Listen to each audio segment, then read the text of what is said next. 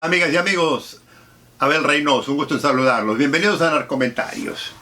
Estamos hablando del tema de las drogas, estamos comenzando a hablar un poco del tema del narcotráfico, pero todavía no nos hemos en realidad profundizado en esto, porque el narcotráfico, en el tiempo que lo venimos hablando históricamente en los procesos, lo estamos llevando paulatinamente porque antes de que el narcotráfico se convirtiera en un problema como ya lo es hoy en día, y el consumo particularmente, Estados Unidos no tenía esos problemas. Y le vuelvo a repetir, aquí la cultura de Estados Unidos es muy distinta a nuestras culturas. Primero que todo porque fue poblado por ciudadanos muy distintos a los que vinieron a nuestros países en Latinoamérica. Venían con otra intención, venían con otra ideología, venían con otra religión. Y entonces esa cultura traía también costumbres, particularmente en el consumo de alcohol, que eventualmente fue incrementando a medida que este país se fue expandiendo, y eventualmente cuando conocieron y cuando descubrieron las drogas como las conocemos, primero el opio, después la morfina, la cocaína, la marihuana, se expandió. Y cuando se expande el tema del narcotráfico, cuando se expande a tal nivel de que se convierte en un tema, es un proceso. O sea, fue un proceso social. La gente empezó a consumir, primero por razones médicas, pero por el acceso a las drogas. Luego fue un poco un problema del fármaco, que empieza a descubrir las drogas como con medidas curativas y lo expande a la población. Y después viene la parte prohibitiva y luego pasan ciertas leyes, y entonces la gente que ya había estado acostumbrado por mucho tiempo a consumirla, la sigue buscando y ya se hace un poco el tema ilegal. Y entonces eventualmente los puritanos y los gobiernos y las leyes y los de extrema derecha empiezan a imponer nuevas reformas, nuevas leyes para controlar. Y se crea una serie de tratados domésticos e internacionales, reglamentos, leyes que empiezan a querer controlar el consumo. Y primero lo quieren hacer con el alcohol y no les funciona. Y luego lo transfieren a la droga. Ahora, lo que quiero hablar antes de entrar en el tema del narcotráfico, que le digo, la realidad del problema del consumo ya más liberal, más utilizado de droga, comenzó, porque lo comenté en video anterior, después de los 50, después de los 60, circa Guerra de Vietnam, 62, 63, 64, ya a finales de los 60 ya es seria el consumo de droga por un sector de la población, no por todo el país, ¿no? Y entonces ya después se empieza a liberalizar otras drogas, las drogas psicodélicas, el LSD entra en acción, y luego la cocaína empieza a influenciar un poco más. Todavía no era tan extraordinaria. Sí consumía cocaína, pero no en los niveles estos. Pero explota después de los 70, a mediados de los 70, cuando las culturas cambian el negocio del narcotráfico y el consumo empieza a subir una vez más, por razones políticas, por razones sociales y demás. Y ahí es donde el gobierno toma acción para querer controlar una cosa que no la pueden lograr controlar. Les pasó lo mismo, y mucha gente lo conoce, con el tema del alcoholismo, como lo mencionamos. Ahora, sí hubo siempre, una vez que ya, digamos, después de digamos, circa 1900, o sea, el comienzo del siglo XX, que ya la gente empezaba a consumir mucho, que acuérdense, anteriormente la droga era muy libre de conseguir. Usted la podía comprar en un catálogo, podía comprar cualquier de las drogas, podía comprar cocaína, morfina, podía comprar marihuana, eran accesibles, no había problema y nadie había drama. Pero ¿qué pasa? Cuando se empieza ese consumo mucho más abierto, hay mucha gente que se queja, porque hay una realidad aquí que usted tiene que entender del estadounidense, que no la tenemos en Latinoamérica, a pesar de que lo hacemos, pero no la tenemos. Es que el estadounidense se queja y crea un movimiento serio y presiona a los políticos de este país, a veces a tener que pasar leyes, quieran o no. Y sobre todo cuando ya hay presión social, hay medios y demás, este país tiene otra forma de operar. En nuestro país la gente se queja, pero los políticos no le hacen caso. Y como los políticos están en otra cosa, porque el político nuestro no es lo mismo que el político estadounidense, y no le estoy hablando de que son mejores o son peores, simplemente que trabajan en otra mentalidad. Tienen los mismos protocolos, tienen las mismas constituciones, tienen las mismas leyes, tienen eso, pero no tienen la misma ética y el mismo sentido. Y no le estoy diciendo que los políticos estadounidenses son muy honorables y éticos, no me malinterprete. Acá tenemos tantos delincuentes como los tenemos allá. Simplemente que la presión social acá sí existe porque acá cada 4 años de elecciones y si los corren, si los funciona. Si el tipo no funciona, el político pierde su derecho de piso, como decimos.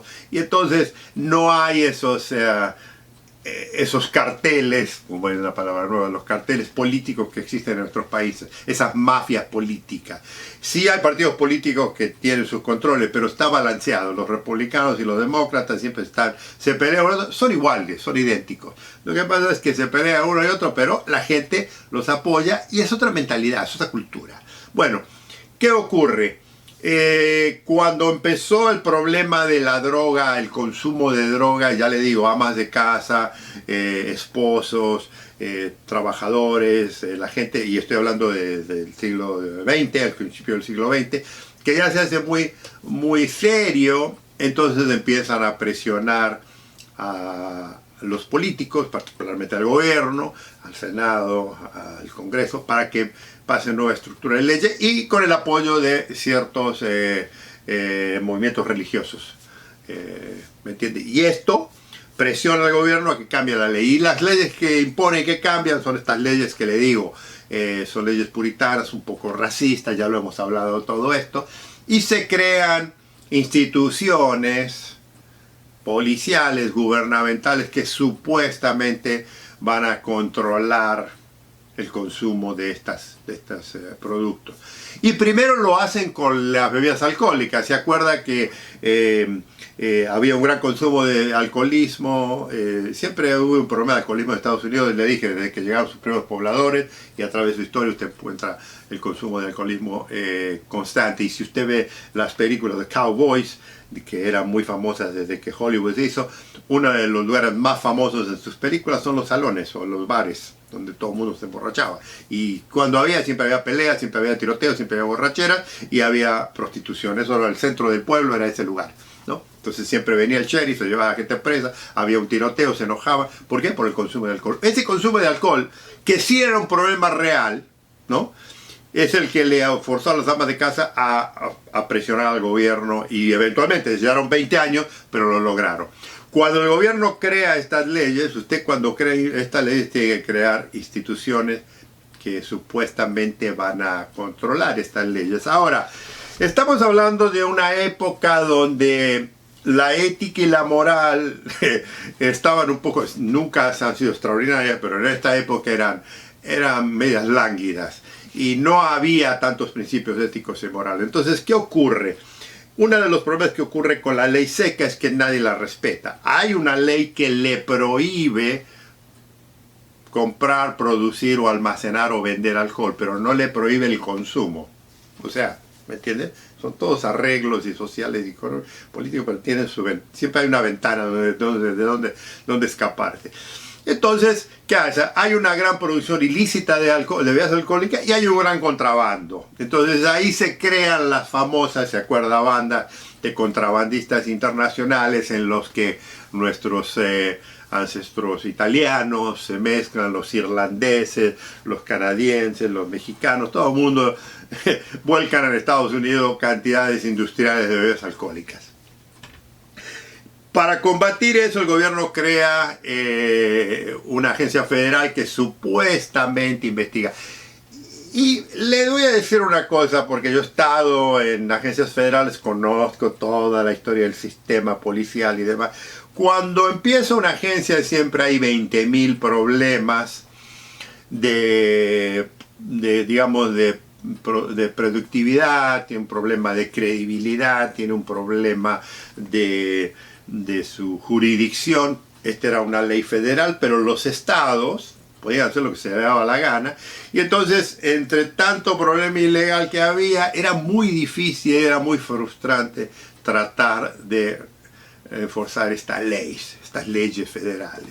Entonces, ¿qué ocurría? Muchos de los agentes federales que estaban supuestamente encargados de perseguir estos contrabandos, esta producción ilegal, eran gente que, primero que todo, no tenían mayor poder, era un riesgo total porque siempre que llegaban a algún lugar, como a todo el mundo le gustaba tomar bebidas alcohólicas, nadie los respetaba, nadie los creía. Incluso muchos de ellos eran muy borrachos, muchos de los famosos agentes federales de la época.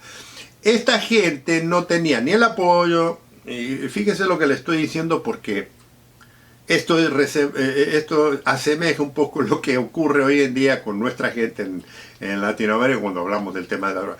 No tenían apoyo, no tenían equipo, no tenían buenos sueldos, no tenían contacto. Apoyo político no existía, las leyes existían, pero nada más que eso. Cuando usted tiene un sistema policial así, un sistema de seguridad, que supuestamente tiene que investigar y tiene que digamos, perseguir a estos delincuentes, es un desastre. Entonces, ¿qué ocurre? Lo que ocurre aquí cuando tiene usted una situación policial de este medio, con investigaciones y cosas, nunca resulta en nada. Entonces, ¿qué hace? Hace lo más fácil. ¿Y qué era lo más fácil en la época de la ley seca? Era llegar a un lugar donde había una supuestamente destilería de barriles y agarraban hachas y usted, si busca en el internet, va a ver miles de fotografías de policías rompiendo barriles. Pero usted no sabe si esos barriles estaban llenos de agua o llenos de bebidas alcohólicas. Generalmente eran shows, porque ponían el show de que llegaba la prensa en esa época, de esas cámaras antiguas enormes, sacaban fotos y decían, hemos encontrado un depósito. Era puro cuento, era puro show, que es muy similar a lo que hoy este día cuando ven algunos países que llegan los militares, que llega la policía, que hacen un gran desplazo, nunca arrestan a nadie porque todo el mundo nunca está, y prenden fuego a un montón de pastizales, prenden fuego a plantas, queman supuestamente cargamentos, y todo ese cuento nunca ha cambiado. Eso es lo mismo de hace 100 años atrás que lo que ocurre hoy en día. Y bueno, cuando usted tiene ese tipo de efectividad, la gente no le presta atención y nadie lo respeta. Entonces la policía en esa época, particularmente los agentes federales, no tenían ni apoyo ni policía. Cuando llegaba un agente federal a un pueblo, a una ciudad, a un lugar, tenía que trabajar con la policía local. Y la policía local, primero que todo porque no ganaba dinero y porque además consumía alcohol y porque no les interesaba. O sea, suena familiar esto un poco a lo que usted decía. Entonces, ¿qué pasa? Muchos de ellos estaban metidos con la mafia que vendía bebidas alcohólicas. Y ellos eran los que les avisaban cuando iba a venir una redada, cuando iba a venir los federales, porque siempre ha habido picas. Déjeme decirle, y esto lo debe saber usted, las agencias federales en un país siempre tienen choques y picas con las agencias municipales, estatales y locales de la ciudad. Siempre, siempre. A no ser que sean muy amigos, y eso nunca funciona.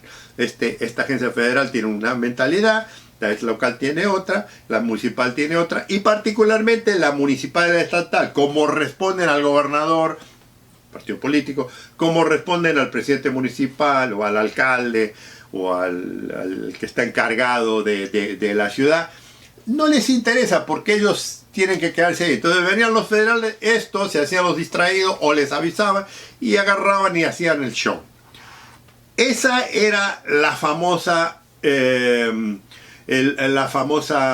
digamos, si quiere usted llamarlo así, no estaba Nixon todavía, así que no se llamaba, pero era la lucha contra las bebidas alcohólicas, contra la ley seca. Bueno, esos mismos agentes que le digo que eran corruptos, que eran ineficientes, que no estaban entrenados, que no tenían un gran poder político social.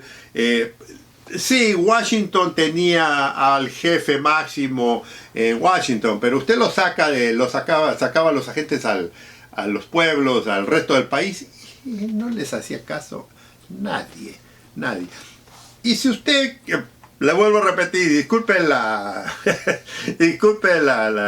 osadía, pero acá en Estados Unidos la cultura a veces es limitada, y le digo, Hollywood es el maestro de muchas culturas y han hecho miles de películas en las que demuestra mucho esto. Pero si usted vio la película de Los Intocables que salió hace 20, 25 años atrás, es muy interesante porque demuestra esta desunión de gente. demuestra la falta de cooperación, demuestra la corrupción desde todos los niveles.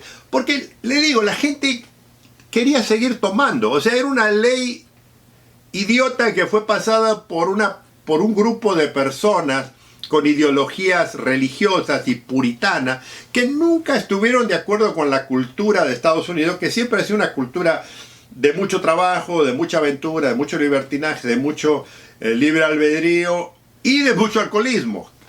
Dentro de esa cultura de que le digo, de todo este mundo, está el consumo de droga. Estos mismos agentes que yo le digo que supuestamente tenían que controlar el negocio ilegal del alcohol, de la venta de alcohol, de la producción de alcohol, del contrabando de alcohol, son algunos electos que tenían doble personalidad, doble sentido de trabajo, eran los que tenían que controlar el narcotráfico de la época o lo que eran las drogas de la época, lo que era la morfina, lo que eran los médicos recetando más morfina de la que era necesario, los que tenían que controlar el consumo de la cocaína y la venta de la cocaína y la transportación. Esos mismos agentes eran la misma. Entonces, ¿qué pasaba? La mayoría, el 90% eran totalmente ineficientes. Entonces, ¿qué pasó? Durante 10, 20 años nunca sirvió el sistema federal de droga. Y se hicieron casos, se hacían casos, le digo, agarraban al pobre diablo que consumía droga. Ahora llegaban a Nueva York, por ejemplo, había dos centros clásicos que eran sumamente importantes, que ya les comenté, que era Nueva York y California. En California estaba Los Ángeles, estaba más que nada San Francisco, que era donde estaban todos los chinos, ¿no? Que eran los que consumían, los que fumaban, los famosos fumadores de pot. Llegaban ahí con los chinos, pobres diablos, que a veces, o sea, le pagaban, los chinos tenían que pagar a la policía local para que los dejaran operar en sus negocios de fumadero de opio. Pero a veces, para hacer show, venían los federales, los arrestaban, se los llevaban, los deportaban, y después, curiosamente, venía otro chino y seguía con el negocio. Eso era el show. Lo mismo hacían en Nueva York. Llegaban a los fumaderos, agarraban, corrían a la gente. O sea, esta historia, amigos, que uno la ha vivido, porque yo la he hecho en mi tiempo, incluso digo, con la policía en Los Ángeles, siempre ha sido de que llegábamos a una casa de prostitución, llegábamos a una casa de juego, y agarramos a los pobres diablos, los metíamos usted preso, y ahí ya era la gran sodilla. Usted mañana salían los periódicos, la policía de tal lugar hizo una redada y metió tanta gente presa, y usted lo ve en su pueblo. O sea, lo ve en su pueblo, lo ve en su ciudad, lo ve en su cuento. Ese cuento del trabajo policial, que es para hacer show, nunca ha sido efectivo en nada. No sirvió durante la ley seca, no sirvió durante los narcóticos, y no sirve hoy en día con eso, porque lo único que hace es acabar un lugar y se abre otro, y se abre otro, y se abre otro. Pero ya lo voy a analizar. Simplemente ahora me estoy refiriendo de los años 20 a los años 40, a los años 50, a los años 60. Estos investigadores, estas agencias federales, que era el Federal Bureau de Narcóticos, que era muy conocido, y fíjese qué cosa curiosa, J. Edgar Hoover, que era el director y el fundador, el creador de lo que vendría a ser primero una agencia de investigación federal, que después se convirtió en el FBI, el Buró Federal de Investigaciones, nunca, por años, quiso jamás que ninguno de sus gentes se entrometieran a investigar y se metieran en el negocio de las drogas. ¿Y sabe cuál era su razonamiento? Que la droga era lo más bajo y la porquería más grande que había y que corrompía a todo mundo. Y tenía razón.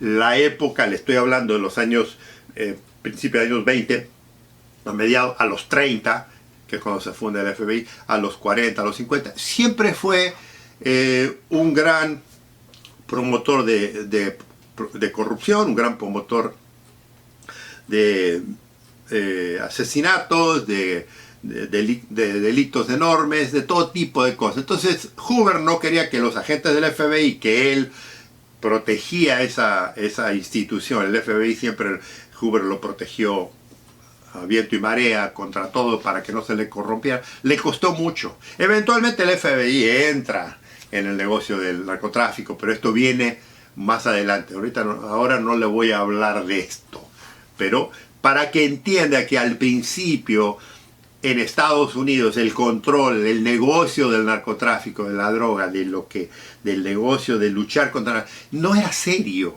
nunca lo fue. Y por lo tanto, no había tampoco tantos agentes federales que pudieran hacer las investigaciones, pero sí se hicieron muchos casos. Incluso le digo, así todo, sí hubo algunos agentes que investigaron unos excelentes casos internacionales y demás, pero no con un gran impacto.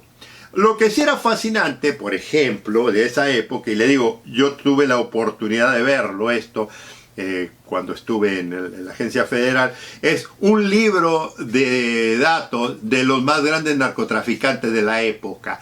Y en esa época era fabuloso porque era un libro, digamos, como un libretón grande, y tenía la información del individuo, quién era, dónde había nacido, el alias y todo, y una fotografía de él en blanco y negro pegada. O sea, era el principio, digo, de la recopilación de datos. Hoy en día eso obviamente es histórico y en algunos museos hay todavía copias de esos libros. Y lo interesante es que cada agente federal de la época se le daba este libro con estas fotografías, con estas referencias, para que él supiera con quién estaba lidiando. Le digo, era fascinante la historia. Y le digo otra cosa, una de las cosas más fascinantes que había, que siempre me llamó la atención. En esa época, luchar contra los delincuentes que traficaban bebidas alcohólicas y hasta cierto punto droga, eran tipos muy peligrosos. Entonces, los agentes federales de narcóticos de la época se les daba una, y discúlpenme los que no saben de nomenclatura de armas, le daban una ametralladora de calibre 45 Thompson, muy conocida esa, que tenían un cargador cilíndrico, era buena. Usted en la película de Gangster la ve, cada gente tenía una de esas, tenía una pistola Colt semiautomática 45 asignada, y otra cosa para que vea lo extremo que era, 2 granadas de guerra, 2 granadas le daban. Eso era extra, y además de su credencial de agente federal. Eventualmente esto pasó, pero es histórico porque para que vea qué tipo. Y le digo, morían agentes federales a cada rato, los metían presos a cada rato, corrupción existía en todo momento, y muchos trabajaban con los locales, entendían, tenían su forma de cuidarse y demás. Le comento esto porque es muy importante el comienzo del tema de la corrupción policial y de la ineficiencia policial del tema del narcotráfico en Estados Unidos, porque eventualmente va a haber un cambio, va a haber un salto y va a regenerarse todo esto. Pero al principio era un desastre total, no había confianza en nadie, no se podía confiar a nadie, ni nadie confiaba a nadie.